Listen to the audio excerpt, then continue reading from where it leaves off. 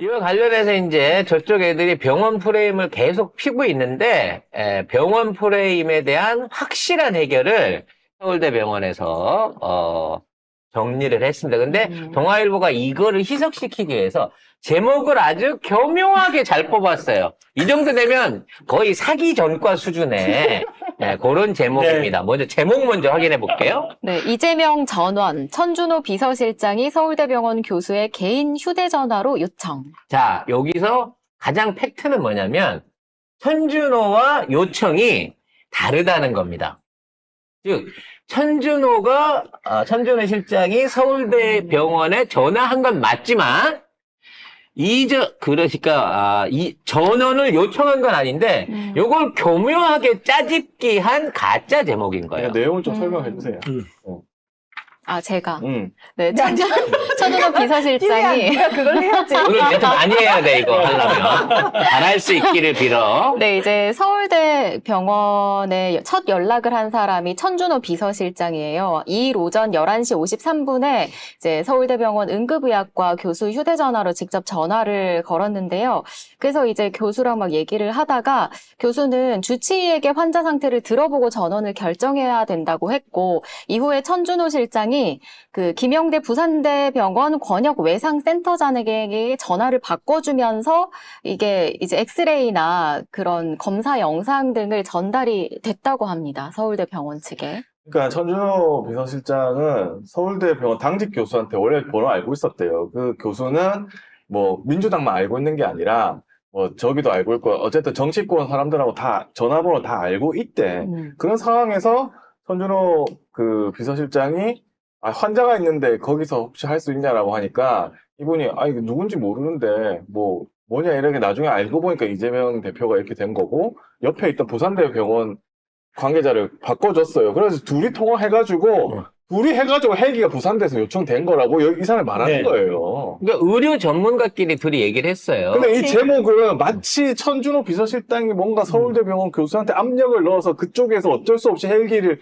가져올 수밖에 없게 한 것처럼 돼 있잖아. 근데 그게 전혀 아니야. 이거 언론고시 시험 칠 때 이렇게 제목 뽑으면 떨어집니다. 장난치네. 그 순간 깜짝 놀랐네.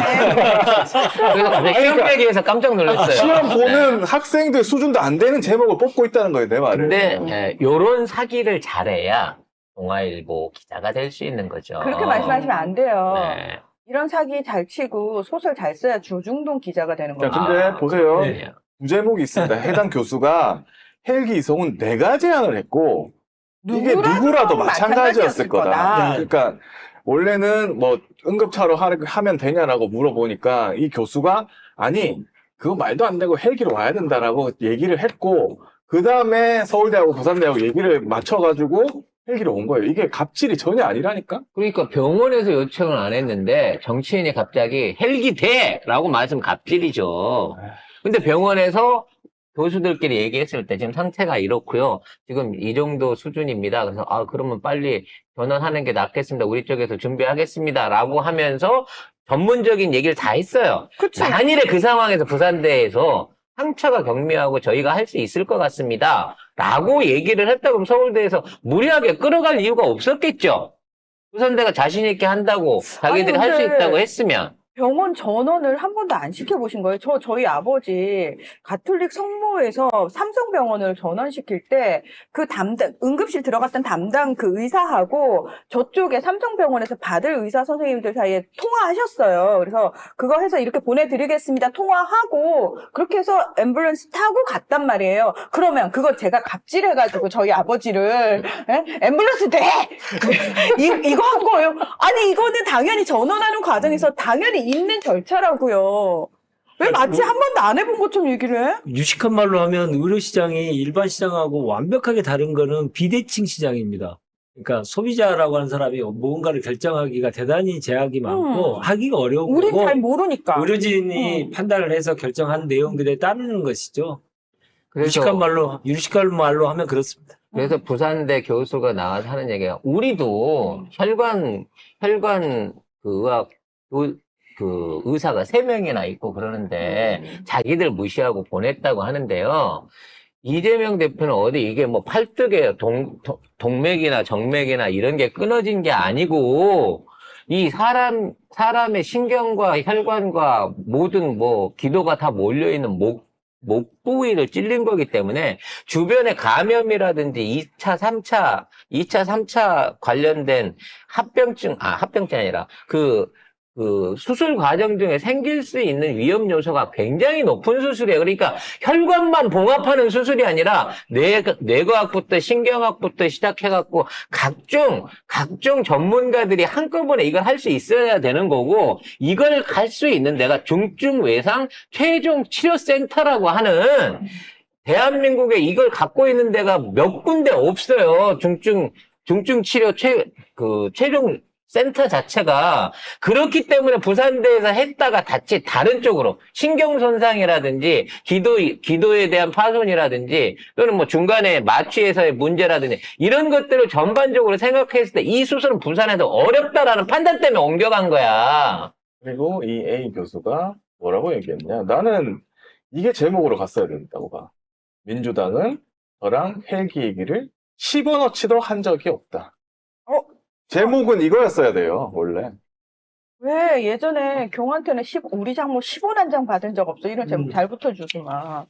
그래서 교수가 뒤에 얘기하잖아. 민주당이든 국짐이든 일반 사람이든 나는 다 헬기 태웠을 거라고. 아니 그러면은 왜 헤드라인은 줬다고 뽑은 거야? 헤드라인만 보고. 조중동이니까. 헤드라인만 저렇게 보면 누가 봐도 갑질이야. 천준호가 다 죄인인 것처럼 나오잖아. 정치할 거면 절대 아프면 안 될 것 같아요. 이런 생각이 듭니다. 아니, 진짜로. 정치할 거면 절대 아프면 안 될 뿐만 아니라 어디도 가면 안 될 것 같은데. 아무것도 하면 안될 것 같은데. 뭐든지 하면 다 특혜라고 얘기해버리고. 생각하고요. 다 특혜야, 아주. 네, 네. 특히나 여성 보좌관이라든지 여성 그 유권자라든지 여성을 굉장히 멀리해야 될 것 같다는 생각도 들고요. 네. 사람들한테 뭔가를 주고받는 행위, 빈 봉투도 주고받아서는 안 된다. 그리고 카톡도 하면, 아니, 이럴 거면 가둬놓고 정치를 하지. 아니 잠깐 정치가 결국 사람들 사이의 소통인데 네. 그 소통 아주 정상적인 소통 그 상황조차도 이런 식으로 프레임을 씌워버리면은 그것도 심지어 우리 쪽 사람들한테만 그러는 근데 거잖아요. 이 제목 이렇잖아요. 댓글 가관입니다. 기사 안 읽은 거야. 아니, 왜냐면 댓글이 댓글 가관이야. 부르려고 이거를 그냥 쓴 거예요. 아우, 뭐 새삼스럽지 뭐. 네. 애쓴다고 말씀드리고 싶고요. 그렇게 한다고 해서 낙지가 지켜지지 않아요, 동아일보 관계자 여러분. 나중에 동아일보가 스스로 낙지를 먼저 손절 쳐야 될 상황이 올 겁니다.